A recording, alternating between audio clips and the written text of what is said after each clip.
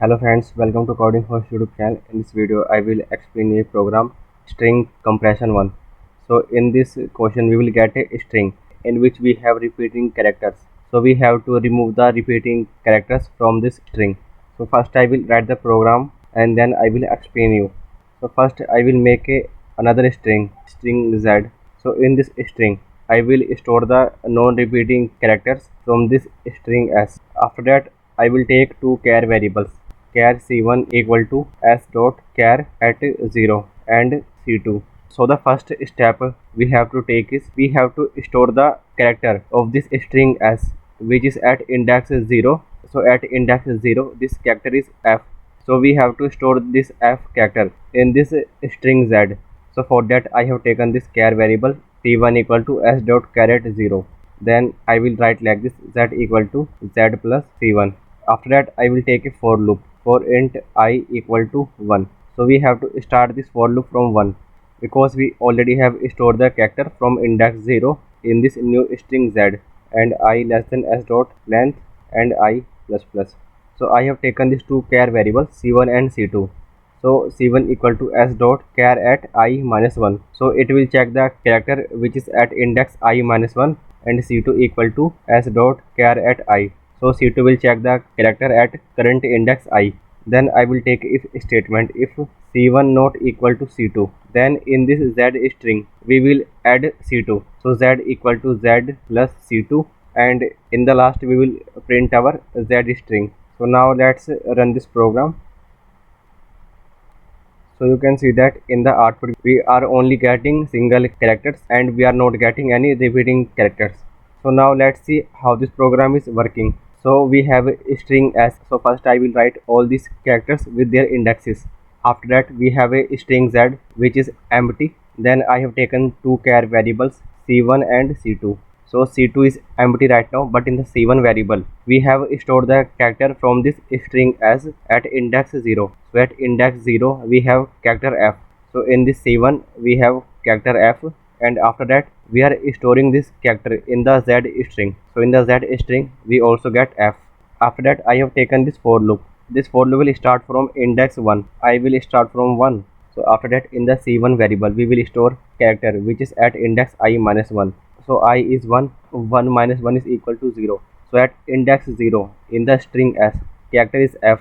So yes, in the string c1 we will store f again.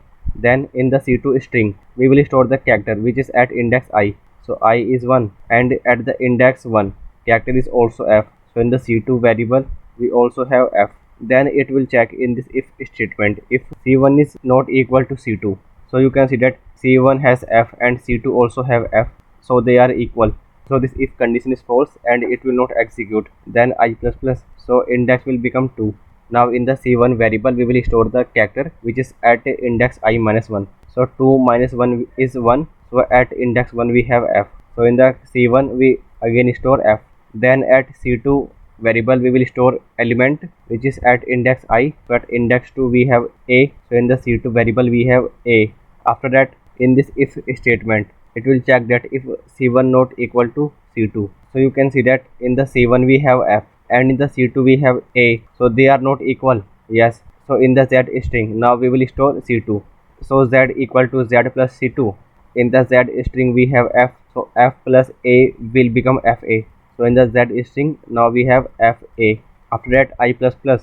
So I will become 3 character at index I minus 1. So at index 3 minus 1 which is 2 we have character a. So we will store this character a in the c1 and in the c2 char variable we will store the character from index I. So at index 3 we also have a. So here we store a. Now in this if statement we will check that c1 not equal to c2.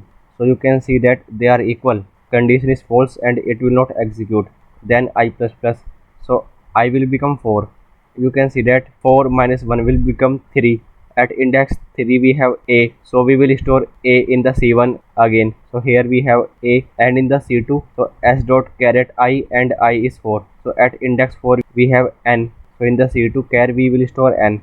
Now you can see that in this if statement it will check c1 not equal to c2. Yes, c1 has a and c2 has n. So they are not equal.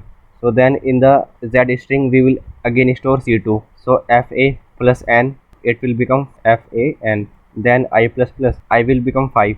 So now you can see that I minus 1, so 5 minus 1 will become 4. At index 4 we will have n in the c1 char. So here we have n, and after that at index I, which is 5, we also have n. So in the if statement it will check c1 not equal to c2, but you can see they are equal, so this if condition will not execute. Then I plus plus, so I will become 6. Now you can see that, so 6 minus 1 is 5. So at index 5 we again have n. So here we have n in the c1. Then at index I, which is 6, we also have n.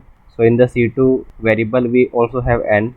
So in the if statement it will check c1 not equal to c2, they are equal, so this if condition is false. And then I plus plus, so I will become 7.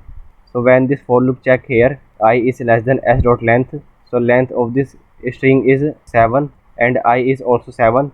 So this time this for loop will break, and in the last we will print our z string in which we have fan, and the time complexity of this program will be big of n, and n is the length of this string s, and the space complexity of this program is big of 1. So thanks for watching.